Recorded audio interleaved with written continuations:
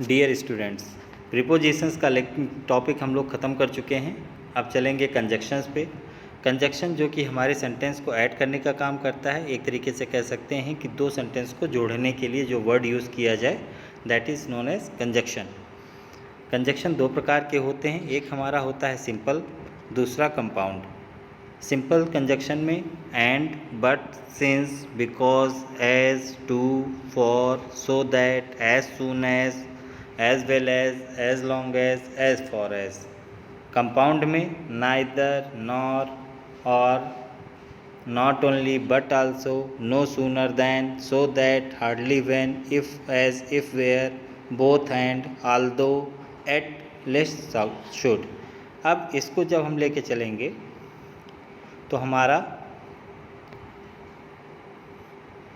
Use होता है use of and. And का यूज़ किया जाता है for adding two sentences. For adding two sentences for example है, जैसे हम लोग कहते हैं Ravi plays cricket, one sentence, Raju plays cricket, second sentence. अब अगर इन दोनों सेंटेंस को हमको एक साथ कहना हो तो हम कहेंगे Raju and Ravi play cricket. Clear? दोनों सेंटेंस को ऐड करेंगे, Raju and Ravi play cricket. अब एक चीज़ यहाँ देखने की बात है कि अभी हमने लिखा था Ravi plays cricket, Raju plays cricket. अब वहाँ पर प्ले की जगह प्लेस था, बट जब हमने सेंटेंस को ऐड किया तो चूँकि वो सिंगल थे, सिंगुलर थे, तो वहाँ प्लेस यूज़ हो रहा था। बट यहाँ पर राजू एंड रवि प्लूरल हो रहे हैं, इसलिए प्लेस की जगह पे हमने यूज़ किया है प्ले।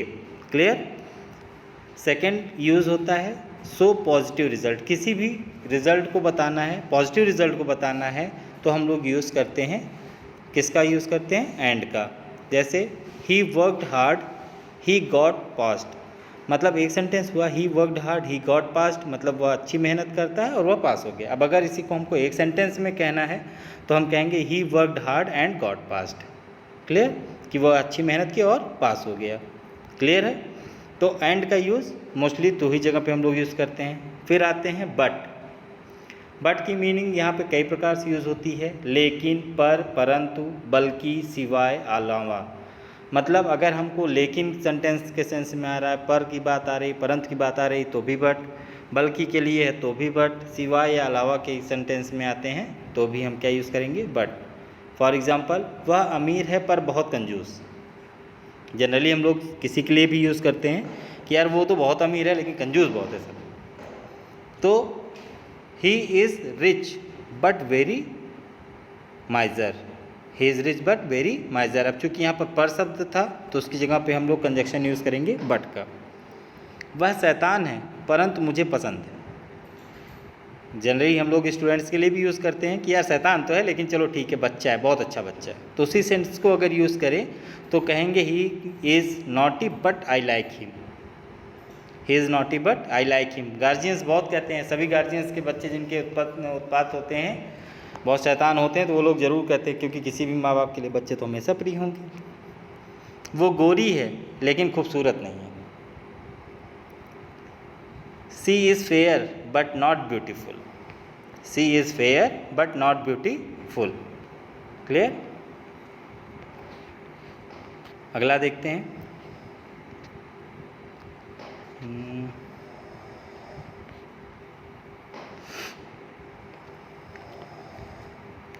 यह पेन नहीं बल्कि पेंसिल है। यह पेन नहीं बल्कि पेंसिल है। This is not a pen but a pencil. This is not a pen but a pencil. वह बेवकूफ़ नहीं बल्कि समझदार है। जैसे बेवकूफ़ समझ रहे हो, बेवकूफ़ नहीं है, समझदार है यार। तो वह बेवकूफ़ नहीं बल्कि समझदार है। He is not fool but wise. He is not fool but wise. उसे डांटा नहीं गया बल्कि पीटा गया। He was not scolded but beaten. Clear?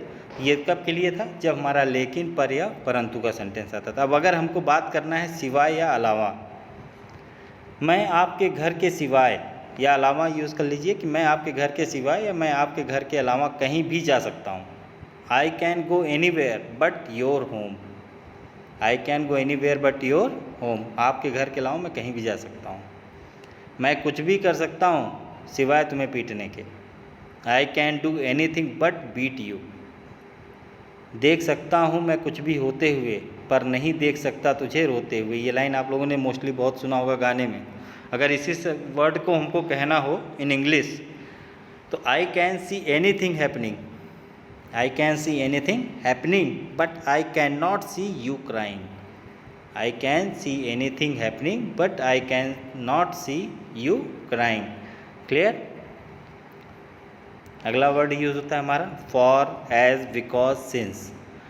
For कहें, एज कहें, बिकॉज कहें, सिंस कहें, ये सारे वर्ड की मीनिंग होती है क्योंकि या चूँकि, जो भी सेंटेंस हम लोग यूज़ करते हैं।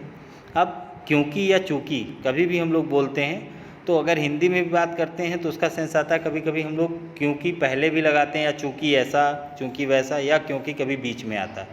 तो फॉर, एज, बिकॉज, सिंस, इन चारों वर्ड का use according to use of क्योंकि या चूँकि हम पहले यूज़ कर रहे हैं, बीच में यूज़ कर रहे हैं या लास्ट में यूज़ कर रहे हैं, उस पर होता है। तो बिकॉज वर्ड का कंजक्शन का यूज़ किसी भी सेंटेंस में तब होता है जब क्योंकि शब्द हमारा सेंटेंस के बीच में आया हो। अगर बीच में क्योंकि शब्द है तो वहाँ पे क्योंकि के लिए यूज़ करेंगे बिकॉज का। अगर कोई वर्ड क्योंकि से शुरू होता है या चूँकि से शुरू होता है तो वहाँ पर यूज़ करेंगे सिंस का। अगर बीच में है या स्टार्टिंग में है, दोनों जगह में अगर हमको चेंज करके शुरू करना हो तो हम वहाँ पे यूज़ कर सकते हैं एज या फॉर। एज या फॉर दो ऐसा कंजक्शन वर्ड हैं जिनका यूज़ क्योंकि चूँकि के सेंस में हम बीच या स्टार्टअप कहीं पे भी यूज़ कर सकते हैं। फॉर एग्जांपल सेंटेंस देखते हैं, चूँकि मैं बीमार था इसलिए मैं नहीं आया। अब चूँकि यहाँ पर चूँकि सेंटेंस आ रहा है ना, पहले जो चूँकि वर्ड हमारा पहले आ रहा है सेंटेंस में, तो इसलिए यहाँ पर अगर पहले है तो हम क्या यूज़ करेंगे सिंस, नॉट कि हमको बिकॉज यूज़ करना है। तो यहाँ पे कहेंगे since I was unwell so I didn't come. Since I was unwell so I didn't come या आई डिड नॉट कम।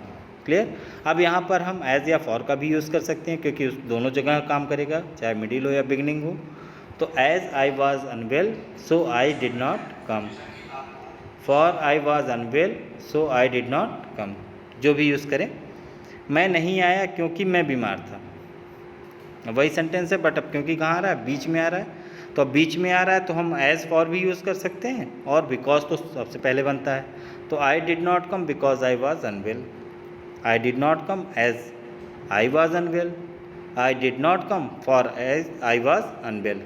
तो इसका क्लियर है। मेन मतलब हमको है सिर्फ किसको, दो को पहचानना है, बिकॉज और सिंस को। अगर बीच में क्योंकि है तो सेंटेंस के इस्तेमाल में आएगा बिकॉज, और स्टार्टिंग में अगर क्योंकि या चूँकि वर्ड है तो सिंस का यूज़ करेंगे। डाउट हो किसका करें तो बेधड़क एज या फॉर का यूज़ कर दीजिए, कहीं भी कोई कंडीशन गलत नहीं होगी। नेक्स्ट है हमारा also, even, either, too, as well. जिस तरह क्योंकि के सेंस में यूज़ कर रहे थे उसी तरीके से जो आल्सो की मीनिंग होती है भी है, इवन भी होता है, आइदर, टू, एज वेल ये भी हमारा भी के सेंस में यूज़ किया जाता है। तो अगर हमें इनका भी इस्तेमाल करना है तो ये देखना होगा कि कहाँ यूज़ होते हैं। अब यहाँ के लिए एज वेल, टू या आल्सो, तीन वर्ड हैं हमारे, एज वेल, टू, आल्सो। ये हमारे यूज़ किए जाते हैं पॉजिटिव सेंटेंस के लिए। जब भी कोई सेंटेंस है और उसके मीनिंग पॉजिटिव सेंस में है तो वहाँ पे हम इन तीन में से किसी भी यूज़ को कर सकते हैं। इवन पॉजिटिव और निगेटिव दोनों सेंटेंस में यूज़ किया जाता है। इवन का अगर भी की मीनिंग लगाना है तो अगर हमको डाउट है यहाँ पे भी कि पॉजिटिव सेंटेंस है या निगेटिव कौन सा यूज़ करें तो even. Either word only for negative sentence, क्योंकि आइदर हमेशा निगेटिव के लिए ही यूज़ किया जाता है। क्लियर। आल्सो का यूज़ हम लोग कभी भी करेंगे तो हेल्पिंग वर्ब के बाद में और जो वर्ब होता है उसके पहले होता है। इसका विशेष ध्यान रखेंगे। यूज़ ऑफ आल्सो है कि before helping verb and after helping verb and before verb. Even sentence के स्टार्टअप में चलता है, बिगिनिंग में चलता है, वहाँ पर हम यूज़ करेंगे। टू, एज वेल, आइदर ये सब यूज़ किए जाते हैं सेंटेंस के एंड में।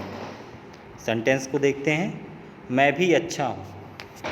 अब मैं भी अच्छा हूँ तो पहला ये देखिए कि सेंटेंस कैसा है, पॉजिटिव है या निगेटिव। नॉर्मल सी बात है, पॉजिटिव है।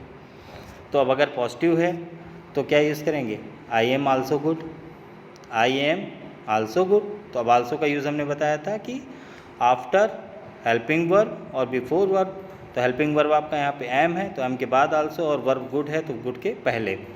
तो I am also good, I am good too. अब चूंकि टू का यूज़ कर रहे हैं, टू को बताया कि टू एज वेल इनका इस्तेमाल करना है तो हम कर सकते हैं, लेकिन कहाँ करेंगे, बाद में। तो I am good too, I am good as well, even I am good. अब इवन है तो पहले यूज़ हो रहा है, बिगनिंग में ही यूज़ होना है, तो इसको कहेंगे इवन आई एम गुड, क्योंकि इवन का यूज़ पॉजिटिव और नेगेटिव दोनों में कर सकते हैं। वह भी आ रहा है, सेम उसी तरीके से पॉजिटिव है, तो he is also coming, he is coming too, he is coming as well. Clear. अब ये साथ में देखते जाइएगा कि आल्सो का इस्तेमाल कहाँ हो रहा है, टू और एज वेल का यूज़ कहाँ हो रहा है, और इवन का कहाँ हो रहा है, even he is coming. Clear. तो कभी भी क्वेश्चन होगा हमारा, एक्सरसाइज होगी, तो वहाँ पे ज़रूर ऐसा सेंटेंस होगा, तो जब भी ऐसा है और क्या लगाना है, तो इसके अनुसार हमको देखना होगा। मैं भी अच्छा नहीं हूँ, अब नहीं हूँ तो नेगेटिव सेंटेंस में जा रहा है, तो इवन शब्द को तो यूज़ कर सकते हैं क्योंकि पॉजिटिव नेगेटिव दोनों हैं। तो even I am not good, even I am not good, I am not good either, either को निगेटिवली यूज़ करना था, बट आइदर का यूज़ कहाँ होगा, एंड ऑफ सेंटेंस। तो I am not good either, वो भी मेरे साथ नहीं, even they are not with me, even they are not with me, they are not with me either. Clear. तो ये इतने यूजेस हैं, इनको आप देखते रहें, नोट्स ज़रूर बनाते रहिए।